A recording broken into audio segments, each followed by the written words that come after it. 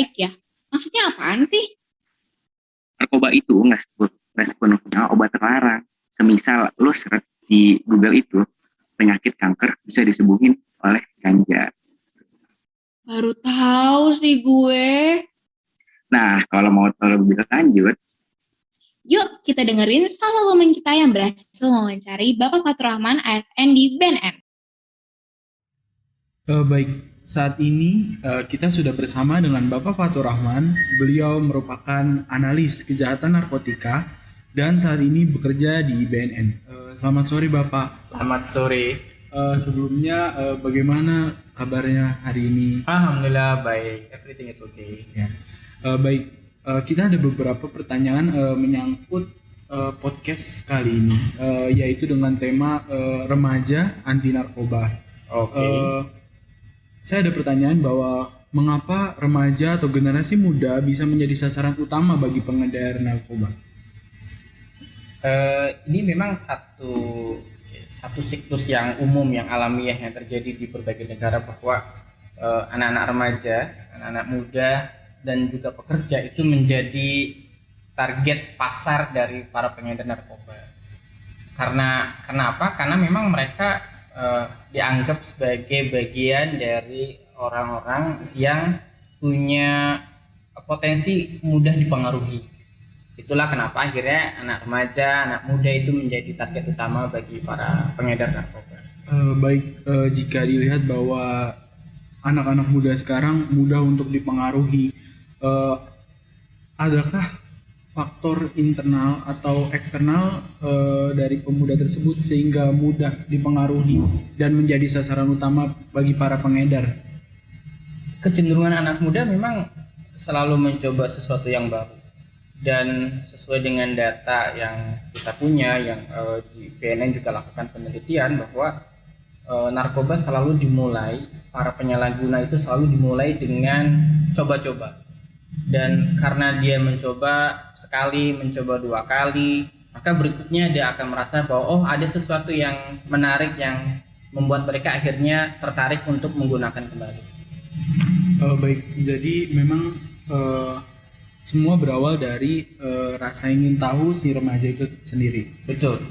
Lalu untuk tadi kan sudah dijelaskan bahwa yang menyebabkan seseorang ingin coba-coba atau yang menyebabkan remaja ingin coba-coba narkoba padahal dia sudah tahu keburukannya.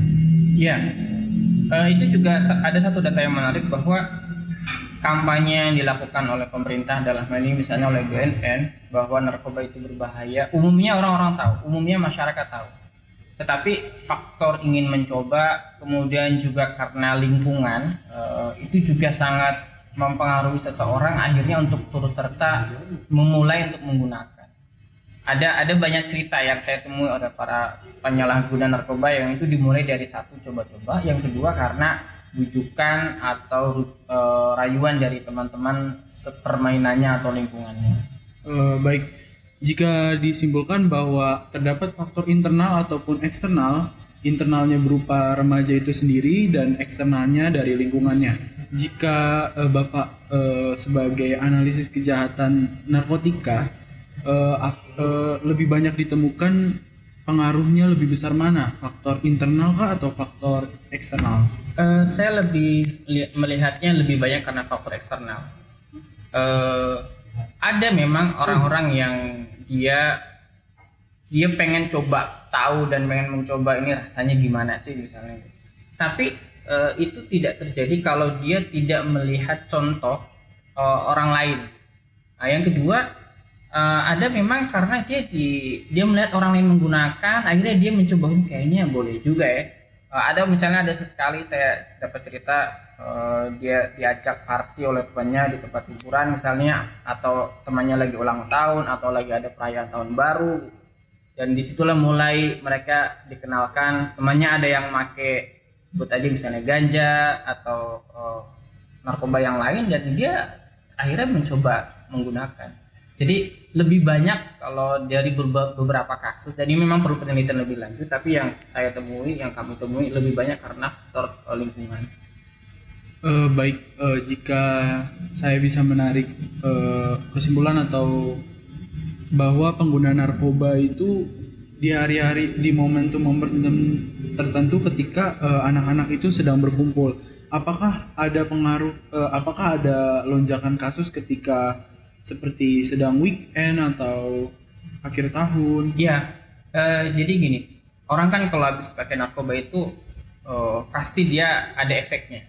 Misalnya kalau pakai ganja akhirnya dia jadi suka tidur atau tidurnya lama gitu. Atau orang habis pakai, setelah dia menggunakan sabu, dia mungkin juga akan ada karena sabu itu orang selalu up gitu ya, dia mungkin 2 hari dia nggak tidur, pasti hari ketiga hari keempatnya dia juga akan capek gitu. Itu juga ada efeknya. Nah, karena itu mereka biasanya menggunakan narkoba itu umumnya di akhir pekan atau di hari-hari libur gitu. Jadi perlu saya sampaikan, di Jakarta ini Jakarta itu termasuk daerah yang dia penyalahguna narkobanya tertinggi ketiga di Indonesia ini. Ada datanya, ada angka prevalensinya, angka penyalahguna narkobanya itu bahkan sampai di angka dia 4,9% dari penduduk atau 195.000 jiwa. Itu pasar yang sangat potensial. Dan ternyata dari 4,9% penduduk penyalahguna narkoba di Jakarta ini, sebagian besarnya mereka adalah orang yang bekerja. Jadi ada sekitar ada, kalau menurut penelitian itu ya ada sekitar 9,4 juta jiwa itu adalah mereka yang bekerja. Jadi kita bisa bayangkan secara umur pun mereka juga muda. Umurnya itu maksimal di usia rata-rata ya, di usia kalau ini saya ini agak antara 18 sampai 25 tahun. Jadi umur penyalahguna narkoba di Indonesia, di Jakarta ini itu adalah kisaran 18 sampai 25 tahun. Itu kan masih usia produktif. Iya. Jadi kita bisa bayangkan bahwa memang anak-anak muda, remaja atau mereka yang bekerja, kenapa orang bekerja? Karena dia punya uang. Kenapa? Dan karena itulah penyalahgunaan terjadi biasanya di akhir pekan. Kira-kira begitu. Jadi jika kita dari tadi bahas bahwa ditemukannya lebih banyak di usia dari 18 sampai 25 tahun. Adakah kasus penyalahgunaan narkoba rentang umur seperti anak SMP ataupun SMA awal tahun? Ada. Jadi ini kan angka terbesarnya di kisaran 18 sampai 25. Tapi kalau kita uji di lapangan, kita cek, dan beberapa kasus juga kita menemukan anak-anak remaja yang dari SMP, SMA juga sudah mulai menggunakan. Dan beberapa orang yang kita di kantor itu, misalnya dia penyalahguna narkoba, datang, kalau kita tanya, kamu pertama kali menggunakan kapan? Ya kira-kira SMP, kira-kira SMA, jawabannya kira-kira begitu. Mungkin dulu menggunakannya hanya sesekali. Ketika dia sudah masuk di usia produktif, sudah punya uang sendiri, sudah bekerja, kemudian dia menjadi penyalahguna yang rutin menggunakan. Jadi dia punya pengalaman masa lalu yang pernah dia dapatkan, sehingga itu juga menginspirasi dia pada satu titik dia akan menyalahgunakan narkoba kembali. Baik, yang dari tadi saya pertanyakan bahwa saya juga anak masih sama-sama SMA gitu. Apakah mereka yang memiliki pengalaman sebelumnya itu terkait pergaulannya, apakah dia bergaul dengan orang yang lebih dewasa atau dia bergaul sesama anak seumurannya, tapi dan yang saya membuat penasaran adalah bagaimana narkoba itu bisa sampai gitu ke pergaulan anak-anak umur 13 tahun itu. Ya biasanya begini, narkoba itu jenisnya banyak, dan diantaranya yang cukup banyak beredar di kalangan remaja, khususnya anak-anak sekolah, itu adalah jenis ganja. Karena di samping harganya masih terjangkau, Yang kedua, ganja kan juga salah satu narkoba yang dia adalah endemik di Indonesia, dia alami dari Indonesia. Jadi para pengedar itu tahu bahwa harga ganja ini juga masuk di kalangan remaja. Karena itulah mereka juga tetap mengedarkan atau menawarkan ini kepada mereka. Nah, biasanya kalau di sekolah-sekolah itu masuknya dari alumni, seringkali seperti itu. Itu satu. Yang kedua dari lingkungan. Jadi di luar sekolah dia menggunakan atau dia punya peer group di luar teman-teman sekolahnya, dan ketika dia sudah menjadi penyalahguna narkoba, maka itu juga akan dia bawa pengaruh itu di lingkungan teman-teman sekolahnya misalnya. Itu juga bisa terjadi. Oh, jadi bisa masuk melalui alumni. Bisa alumni atau dari peer group dia, lingkungan dia di luar sekolah. Nah, jadi kayak misalnya sebut saja saya dari sekolah, saya nggak dapat lingkungan sebagai penyalahguna narkoba, teman-teman di sekolah juga nggak ada. Tapi di luar sekolahan saya kan juga punya peer group sendiri, punya lingkungan main sendiri. Lingkungan main itulah yang mempengaruhi saya. Dan ketika saya sudah menjadi penyalahguna narkoba, maka saya juga bisa aja mempengaruhi teman-teman di sekolah saya, gitu kan, untuk mengajak juga. Jadi tidak harus selalu dari alumni, tapi juga bisa juga dari lingkungan luar, gitu, yang dia bawa kebiasaan itu di sekolah. Oh, maka dari itu tadi dikatakan juga bahwa lebih banyak faktor eksternal yang membuat anak-anak remaja terpengaruh narkoba. Jadi untuk membedakan pengguna narkoba dengan yang tidak menggunakannya pada remaja, karena anak remaja sekarang tuh kan bisa kita lihat bahwa saya tahu kalau anak seumuran saya ini pinter-pinter bohongnya gitu. Jadi bagaimana agar lingkungan sekolah nih, bapak ibu guru yang mendengarkan, dan juga mungkin ada nanti wali murid yang mendengarkan ikut teredukasi. Sebenarnya untuk memastikan seseorang menggunakan narkoba atau tidak, kita biasanya lakukan tes urin. Nah, tapi agar kita juga bisa melihat ciri-cirinya, ada memang perilaku yang tidak umum, perilaku yang aneh yang itu ditemukan oleh mereka yang menyalahgunakan narkoba. Misalnya di kalangan remaja, misalnya yang cukup tren adalah ganja. Ganja itu di antara efeknya bagi penyalahguna, misalnya dia akhirnya suka tidur ngantukkan, karena memang efek yang ganja itu biasanya membuat dia akan tidurnya lebih lama. Yang kedua, dia juga bisa meningkatkan nafsu makan. Yang ketiga, pasti ada perilaku emosi yang berbeda dari kebiasaannya. Jadi makanya kalau kita sudah punya teman, misalnya saya punya teman namanya sebut aja Malik. Malik ini normalnya ya orangnya agak ngeselin gitu. Tiba-tiba dia ngeselin banget gitu misalnya. Ya itu kan berarti ini something wrong nih. Nah, itu perlu kita telusuri, kita perlu lihat misalnya. Atau kita lihat kalau anak remaja kan dikit-dikit pasang update status gitu ya. Kita telusuri aja tuh, ini kayaknya lagi aneh nih, kok belakangan dia agak baperan dan seterusnya. Atau dia tiba-tiba punya peer group yang berbeda. Jadi ketika ada sesuatu yang agak mencolok dari kebiasaan, dari normalnya si Malik ini, ini kayaknya bisa jadi ada sesuatu yang perlu kita tahu, perlu kita cek. Dan kita sebagai teman harus punya kepedulian itu. Kepedulian itu dalam arti bukan kita pengen tahu atau pengen banget nyepoin si Malik, bukan, tapi ini kita juga perlu menjaga, memproteksi bahwa lingkungan kita memang harus bersih dari ancaman narkoba itu. Jadi dapat dikatakan bahwa Bapak menyarankan kita sebagai teman saling berteman itu kita bukan justru menghindari hal-hal seperti ini, tapi lebih ke memproteksi ya Pak. Jika ada orang-orang seperti jika ada teman kita yang sudah menunjukkan hal-hal aneh karena penyalahgunaan narkoba. Kita jangan karena begini, orang yang menggunakan narkoba kalau kita jauhi, kalau kita sikirkan, kita asingkan, maka akan membuat dia semakin jauh dari kita. Tapi kalau kita ingin mencoba mengajak dia kembali, menyadarkannya, itu tidak boleh sendiri. Ya, kita harus sepakat misalnya berdua, bertiga, agar kita juga bisa saling menjaga sehingga kita juga tidak malah ikut terpengaruh kan gitu. Nah itu juga penting. Oh, ini kita sudah terlalu bahasannya sudah mulai meluas.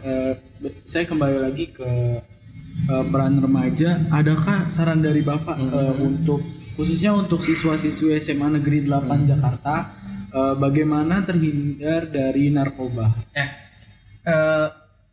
Begini, ada satu pendekatan yang menurut saya menarik, itu adalah teorinya itu iMessage. Jadi iMessage itu berangkat dari ketegasan sikap kita untuk menolak, untuk menyampaikan apa yang kita tidak suka atau juga apa yang kita suka. Kalau kita dari awal sudah declare bahwa ketika ditawari, lu mau nyoba ini? Oh sorry, gue nggak pakai narkoba. Oh no, itu sama sekali bukan bagian dari gaya gue. Ketika kita mendeklar dengan clear, saya yakin dia nggak akan nawarin kita lagi. Kenapa? Karena orang yang nawarin narkoba itu dia juga sebenarnya nyolong-nyolong gitu loh, nyuri-nyuri, dia nyari kira-kira nih siapa yang mau. Karena khawatir juga kan dia ketahuan sama yang lain kan. Iya. Misalnya lagi-lagi menawarin Malik, malah yang ada Malik ngembir lagi. Dia takut juga dong, karena dia tahu yang dilakukan adalah ilegal. Sehingga cara kita adalah kita harus clear. Oh sorry, gue nggak mau pakai narkoba, gue nggak peduli dengan narkoba, dan sorry ya. Jadi ketika kita sudah mengatakan seperti itu jelas clear, saya yakin para pengedar atau orang yang mencoba menawarin itu juga dia nggak akan bakal nawarin kita lagi. Baik teman-teman, dapat disimpulkan bahwa saran dari Bapak Fatur Rahman sebagai analis kejahatan narkotika di BNN bahwa kita harus berani untuk mengatakan tidak pada narkoba, dan juga harus benar kita sebagai siswa, khususnya siswa-siswi SMA Negeri 8 Jakarta, harus memiliki prinsip untuk berani mengatakan tidak pada narkoba. Baik, pertanyaan terakhir saya adalah saya ingin tahu bahwa kenapa orang-orang itu mau apa yang membuat orang-orang itu mau mengajak orang lain gitu. Kenapa ketika dia tidak menggunakan narkoba tidak dia simpen untuk dirinya saja? Kenapa dia harus mengajak orang lain? Dan kenapa orang narkoba itu cenderung pintar nyari orang untuk diajak gitu? Ketika contohnya yang lagi galau atau yang lagi ada masalah gitu. Itu yang membuat saya bertanya-tanya gitu. Ada dua ya, kenapa orang ngajak? Pertama dia orang itu kan pasti pengen ada dukungan, ada teman gitu ya. Dan ada yang memang dia niat mengajak supaya dia punya teman make. Nah, yang kedua, memang dia ngajak untuk terutama dia pengen ngedarin gitu. Dia mau menjual, dan narkoba adalah bagian dari bisnis dia. Saya punya cerita, misalnya ada inilah sosok yang terkenal, tidak perlu saya sebutin namanya, misalnya dia seorang perempuan, lu pakai narkoba gimana ceritanya? Iya, gue dulu waktu SMA pernah make, terus sekarang ya karena lagi situasi begini, bete, pandemi, nggak bisa kemana-mana, akhirnya gue pakai narkoba lagi. Terus lu ngajak suami lu? Nggak ngajak sih, cuman ngobrol-ngobrol aja gitu. Dan ternyata suami gue juga mau, ya udah sekalian aja, gue akhirnya makin narkoba sama suami gue. Terus lu ngajak yang lain? Gue catat ya, gue nggak pernah ngajak, kata dia. Kenapa supir lu juga ikut make? Ya gue nggak ngajak dia, cuman dia bilang mau coba, ya gue kasih aja. Jadi ini cerita bahwa dia bisa mempengaruhi orang tanpa bahasanya dia adalah tidak mengajak. Tapi kalau kita bisa melihatnya, kita bisa menyimpulkan bahwa itu juga sebenarnya salah satu model mempengaruhi orang lain juga kan. Sehingga lingkungannya, dalam hal ini cerita di sini adalah suaminya, kemudian juga supirnya ikut menggunakan narkoba. Jadi itu dia motivasinya, dia punya teman lingkungannya sama-sama make gitu. Tapi ada yang memang ya tujuannya bisnis. Dia tahu dengan bisnis seperti reseller. Iya, pengedar gitu. Pengedar itu macam-macam motifnya. Ada yang sekedar dia bisa jualan supaya dia bisa pakai untuk dirinya karena dia memang penyalahguna yang berat. Ada yang memang motivasinya cari uang, ya dengan menjual dia dapat keuntungan dong. Iya benar. Oh jadi dia tuh seperti pendekatan emosional ya? Iya, Bisa dikatakan. bisa. Itu sesuatu yang juga yang mungkin mereka lakukan. Ya, baik. Sebelum penutup, adakah pesan dan untuk pesan dari Bapak untuk siswa-siswi SMA Negeri 8 Jakarta yang mendengarkan podcast ini? Sekarang ilmu soal bahaya narkoba itu berkembang, sangat berkembang dan cukup masif. Dan itu bisa kita cari di media manapun. Baik kita bisa cari sendiri, kita bisa searching, kita bisa googling sendiri. Tetapi yang perlu kita pahami juga bahwa kita harus sadar narkoba ini punya efek negatif. Dia termasuk zat psikoaktif yang dia bisa mempengaruhi tubuh kita, baik secara kesehatan ataupun juga secara psikis, secara mental. Karena itu kita perlu sadar bahwa narkoba ini memang salah satu yang membuat terjadinya banyak kerusakan. Sudah sangat banyak contohnya sebenarnya di dunia, orang mati, orang overdosis, atau orang yang akhirnya hidupnya berantakan, rumah tangganya berantakan, sekolahnya berantakan, itu karena narkoba. Dan mungkin itu juga sudah kita temui di antara teman-teman kita juga mungkin ada yang seperti itu. Sehingga itu jadi pesan penting buat kita agar kita menjadi anak yang cerdas, remaja yang cerdas, dan kita tidak sembrono untuk mencoba-coba. Ingat, sekalipun mencoba itu juga nggak boleh, nggak baik, karena itu punya efek yang berkepanjangan pada akhirnya. Jadi pesan saya adalah mari kita sama-sama bersikap cerdas, dan saya kira cukuplah orang lain yang menjadi korban penyalahgunaan narkoba, bukan kita. Kira-kira gitu ya. Ya, baik. Selesai sudah bincang bersama dengan Bapak Fatur Rohman dari analis kejahatan narkotika BNN. Terima kasih banyak Bapak atas waktunya. Telah meluangkan waktu untuk mengedukasi siswa-siswa SMA Negeri 8 Jakarta mengenai narkoba. Dan saya kembalikan ke teman saya. Duh, gue jadi tertarik banget nih buat dengar-dengar dan ngulik lagi tentang bahayanya narkoba. Eits, bukan tertarik sama narkobanya ya.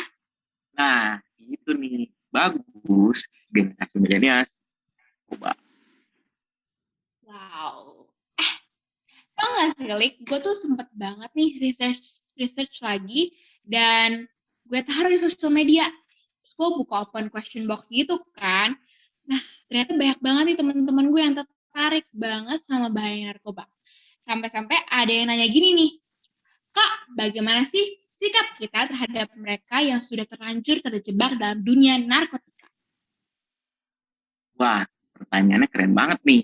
Nah, gue di sini bantu jawab ya.